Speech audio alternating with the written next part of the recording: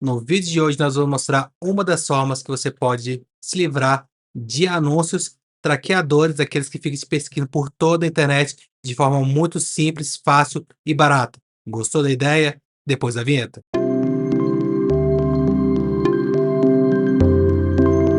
Com essa nossa solução aqui, você não vai só bloquear os anúncios e tracks aqui no seu dispositivo, como você vai poder desbloquear para toda a sua rede interna, seja ela notebook, tablet, TV, console, entre outras, porque a nossa solução ela vai ficar centralizada em um único ponto e todos os outros vão se munir daqui dali para poder fazer o bloqueio, gestão de paz, qualquer coisa que você queira bloquear. Parece interessante, né? E realmente é muito simples de configurar. A gente está falando aqui do P-Hole. A gente vai instalar numa máquina virtual nossa aqui, no nosso Home Lab. Porém, você pode fazer a mesma coisa aí na sua máquina. Ou se você tiver daqueles dashboardzinhos, aqueles boardzinhos, ou seja, Orange Pi, Banana Pi, entre outros Pi da vida aí, você pode instalar neles de forma muito fácil seguindo o nosso tutorial aqui. Se você ainda não tem um hardware, mas tem um computador, você pode fazer uma POC, ou seja, você pode testar para ver como que é fácil configurar. Basta que você tenha Dock. A gente vai estar utilizando o Dock aqui e para ficar um editor visual, a gente vai estar usando o Dockage. Se você ainda não viu o nosso vídeo de Dockage, dá uma olhada aqui no card fixado. Lá tá bem interessante, a gente vai mostrar como fazer o passe e um overview bem geral. Então, vamos aqui agora para o computador. Nós temos aqui no nosso Proxmox já o nosso Dockage instalado. A gente vai acessar ele aqui via SSH. Inclusive, no vídeo lá a gente mostrou como fazer isso. E vamos iniciar a configuração. Como que a gente faz para configurar o P-Hole? Bem simples. Vamos abrir o Google no Google. Primeiro passo, requisito. E vamos procurar aqui a nossa documentação aqui do Docker. E vamos procurar aqui a nossa documentação aqui do P-Hole. Como eu falei que a gente vai fazer a instalação via Docker, então vamos pegar aqui a Docs aqui para facilitar a nossa vida. E vamos vir aqui na parte de Docker. Aqui a gente já tem um Docker Compose que já vai facilitar muito a nossa vida. Ele não está completo, longe disso, porém ele já entrega bastante coisa pronta. Vamos aqui copiar e vamos criar uma stack. Dentro de stack eu vou criar uma pasta chamada P-Hole e vou criar aqui um Composer. Ou melhor, para ficar como eu mostrei no vídeo anterior, vou fazer através da interface para você ver como que é simples. Vamos aqui na parte do Dockage e vamos criar aqui uma composição. Vou chamar ela de P-Hole da mesma forma. Aqui eu vou colar ele. Temos aqui o nosso Docker Composer, correto? Vamos tirar esse primeiro comentário aqui e a partir dele que a gente vai fazer as nossas configurações, ok? O que que a gente precisa saber aqui de imediato? Que ele vai precisar da porta 53 para poder rodar. Porém, por padrão, o Ubuntu, que é o nosso sistema operacional que a gente está rodando nessa máquina, ele já tem a porta 53. Então, como que a gente faz isso? A gente vai ter que parar o serviço de resolução de DNS. A gente pode parar e colocar DNS fixas, ou seja, indo lá no etc resolve colocar uma DNS fixa, ou a gente só pode simplesmente parar, porque essa aqui vai ser uma máquina que a gente vai usar exclusivamente para DNS. Sudo sempre, né? Ok, paramos e agora vamos desabilitar o serviço. Ok, dessa forma a gente está deixando nossa porta 53 disponível para o nosso Docker utilizar ela. Ponto número 1 interessante. Como a gente não tem um servidor de DNS nativo agora, porque o que estava sendo utilizado para a nossa máquina foi desabilitado, a gente vai ter que fazer alguma primeira mudança aqui, que é o quê? Indicar os servidores DNS. Por exemplo, vou estar indicando aqui o servidor 1.1.1 e aqui eu vou indicar o 8.8.8. Essa é a forma básica, porém, caso você queira ver ele utilizando um servidor DNS recursivo, deixe aqui nos comentários que a gente pode fazer a parte 2, complementando esse vídeo, fazendo a parte mais complexa dele. Vamos deixar aqui então o nosso servidor aqui básico, onde ele vai se alimentar. Vamos inclusive indicar isso já na configuração. Aqui na parte de configuração, a gente vai falar que o servidor de DNS de upstream, ele vai utilizar... Aqui eu vou só simplesmente me aproveitar desse database aqui e eu já explico para você na sequência o que que a gente está fazendo. Vamos abrir ele aqui nessa aba mesmo. Vamos procurar por São Paulo, América São Paulo. Copiei aqui, vou colar aqui. A gente já está indicando aqui a nossa zona. Vamos apagar esse comentário. Aqui perceba que eu estou colocando servidores separados por ponto e vírgula, porém eu estou colocando somente a versão IPv4. Vamos fazer diferente? Vamos então aqui 1.1.1, vamos pegar aqui o servidor da DNS Cloudflare, vamos pegar, procurar por IPv6 e vamos pegar aqui nessa entrada, Por quê? Porque eu já vou fazer o seguinte uso. Em vez de utilizar o DNS do Google, eu vou usar o da Cloudflare, que é esses daqui, porém, não para por aí. Como a nossa infra interna ela já é composta por IPv6, opa, não copiei, eu vou colocar também os seus equivalentes em IPv6. Então, ponto e vírgula aqui, e a gente vai ter 4 servidores DNS recursivos, de upstream, na verdade, onde ele vai utilizar para poder fazer as consultas, armazenar o cache local, fazer o tratamento, entre outras coisas. Aqui, por exemplo, em vez de colocar isso aqui, eu vou colocar já uns dos DNS IPv6 e assim a gente vai ter um IPv6 e um IPv4, ok? Vamos configurar aqui a nossa senha inicial e, como está dizendo ali, Coding Loop, coloca a sua senha que você mais achar interessante. Aqui, em vez de montar ele desta forma, eu vou configurar um volume, então vou colocar que ele tem um volume.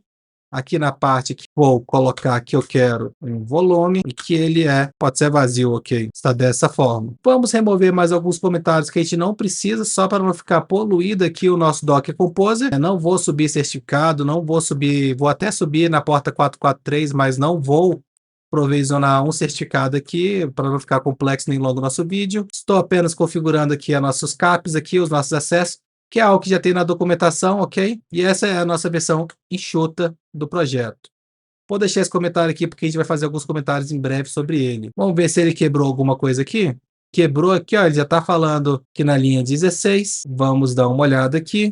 Vamos salvar aqui, ele já está quebrando aqui. Vamos ver, só fechar aqui. Ah, tá. Salvei aqui, estava só com erro de espaço ali. Vamos fazer um teste agora pela primeira vez. Perceba que você vai precisar de todas essas permissões aqui. Aqui a gente colocou que ele vai criar um volume vazio, então ele vai salvar vai criar um Docker volume ali e vai utilizar. Vamos verificar aqui, ó, como eu não inicializei, ele está parado aqui. Vamos fazer a inicialização. Ele falou que eu tenho que dar uma verificada, fail to start, please check terminal. E aqui volume tem que ser mapeado. Vamos dar uma olhada aqui se o nosso volume realmente não foi mapeado para mostrar outra forma de editar. Realmente. Como eu não quero definir ele aqui, eu vou simplesmente deixar ele vazio. Então, se a gente vier aqui, ou se a gente rodasse ali um Docker Compose, daria o mesmo. Eu tinha colocado ali um traço, porém é só dessa forma. Ó. Acabei confundindo aqui. Você simplesmente define ele como vazio, que é o nosso caso. Aqui agora ele já está rodando. Vamos verificar se ele já está ouvindo aqui nas portas que a gente quer, ok? Então vamos fazer o teste aqui, acessando aqui a porta 80 funcionou, a porta 43 da mesma forma. Vamos ficar na porta 443 mesmo e vamos colocar a nossa primeira senha aqui. Esse daqui, por padrão, é o P-Hole na sua forma mais pura possível. Perceba que ele já tem aqui alguns DNS bloqueados, que eu vou até desabilitar. Eu não quero bloquear nada de início. Vamos simplesmente ver como que ele está funcionando. Ele tem 2 clientes aqui, é ele mesmo. Vamos verificar que ele tem alguns diagnósticos. Ele falou que ele não conseguiu acessar aqui, depois ele pode verificar se ele está com algum erro na rede. Mas vamos fazer o seguinte teste. Eu deixei aqui uma máquina virtual e eu vou configurar ela para utilizar o nosso DNS. Vamos simplesmente pegar aqui, vou alterar ela para utilizar não o DNS do DHCP, mas o DNS que eu vou passar para ela. Vou copiar aqui do navegador, já para facilitar. Copiei aqui o primeiro. Vou configurar como DNS IPv6. Vou chinei aqui para poder pegar o IP dela. Vou copiar esse 17 e vou colocar como IPv4, correto? Só de eu salvar e eu estar utilizando esses servidores DNS, perceba só um detalhe. Eu já tenho um cliente e perceba que eu já tenho consultas acontecendo. Quer ver? Vou procurar aqui. Essa aqui é a minha própria máquina, né? Fazendo a consulta. Então, vamos verificar se vai começar a aparecer alguma coisa DNS diferente disso. Vamos fazer aqui, ó, um live, para ele fazer aqui. E você perceba que a Microsoft ela já está fazendo busca. Porém, o meu Windows ele está simplesmente ligado. Não tem nada. E se você reparar, não tem só simplesmente DNS de tempo, DNS de qualquer outra coisa. Ele tem aqui, em alguns momentos, que até passou, propaganda. Então, a parte de analytics da Microsoft já está funcionando aqui. E meu Windows tá parado aqui. Perceba que, vou até fechar aqui, ó. Perceba que eu não tenho nada e aqui na ponta eu tenho consulta. Tá acontecendo consulta. E assim, é só para um dispositivo. Perceba se eu tivesse isso a diversos dispositivos, como a sua vida não está sendo rastreada por diversas fontes.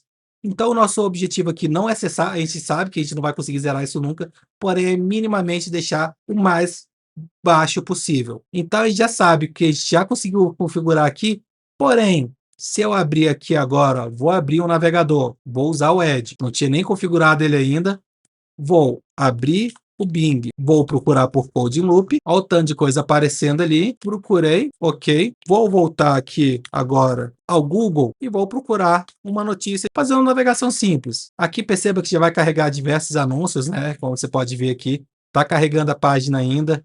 Ele vai carregar aqui vários anúncios. E se a gente volta aqui na nossa parte aqui, agora sim, você está vendo diversas coisas te traqueando. Seja para da UOL, seja do próprio Google. Se você olhar aqui, perceba que a gente já está com 36 consultas, mais de 1.000 consultas em menos de 2, 3 minutos que a gente está aqui. Nenhuma delas foram bloqueadas. E agora a gente vai começar a dar uma navegada geral e como que a gente pode melhorar isso.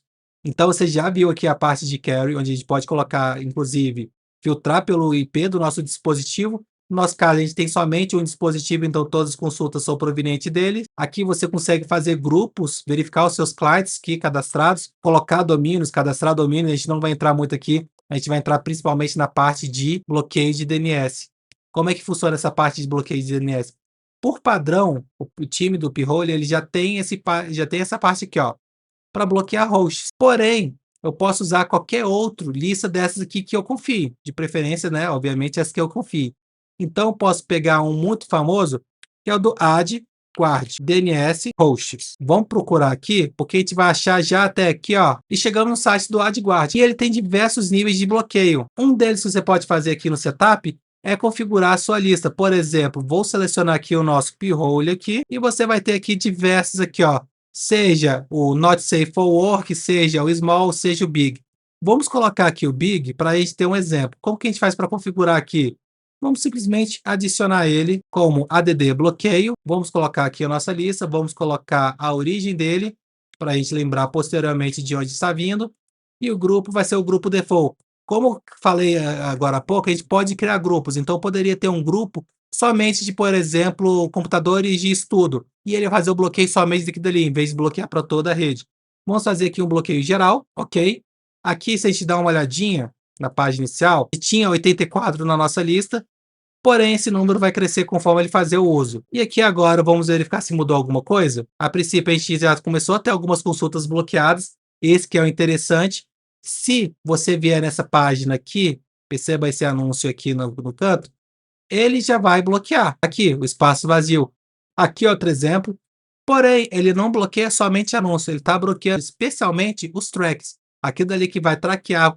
Sabe aquele momento quando você busca um produto na internet, por exemplo, um telefone, qualquer coisa que seja, e ele começa a aparecer em todas as redes sociais que você visita? Isso é basicamente a forma que ele está traqueando você. Com esse tipo de bloqueio, ele vai começar a não ter digamos assim, essas migalhas de pão saindo de site para site, e você vai ter uma navegação bem mais privada. Obviamente, se você usasse um servidor autoritativo, que é a forma que eu posso mostrar aqui, um servidor recursivo, na verdade, sua navegação seria ainda mais privada.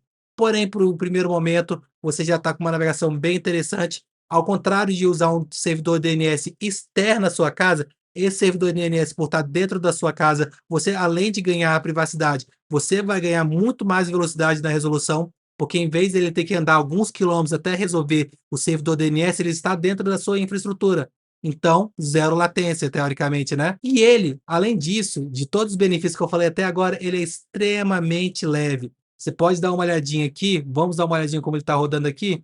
Ele já rodou, e eu rodei somente umas 2, 3 buscas ali, ele já rodou 4.000 consultas, bloqueou praticamente metade dessas consultas, ou seja, anúncios e tracks ali de anúncio.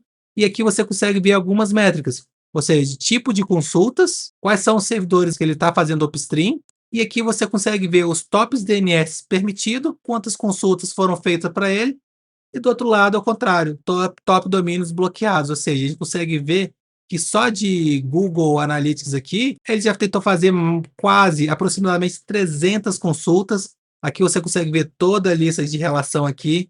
Aqui você consegue também verificar qual foi o seu top cliente mais consultou. Como a gente só tem um aqui, que é esse cara aqui, é o que mais vai consumir mesmo, né, na nossa infraestrutura.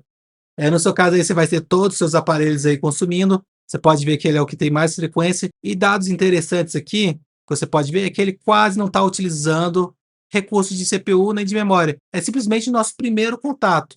Se você gostou e quer ver mais vídeos sobre como bloquear, como controlar a sua internet, deixe aqui nos comentários. Aqui você pode ver que tem diversas configurações. Eu não queria deixar esse vídeo muito longo, muito extenso, então a gente não vai entrar em muitos detalhes aqui. A gente queria simplesmente trazer a curiosidade para você saber que essa forma existe. E agora a gente quer fazer aquela pergunta importante. Já conhecia? Gostou desse conteúdo? Quer ver mais sobre? Deixa aqui nos comentários. Se você usa uma alternativa, por exemplo, como AdGuard ou qualquer coisa que seja de DNS, ou qualquer que seja outra solução, deixa aqui também nos comentários e nos vemos no próximo vídeo.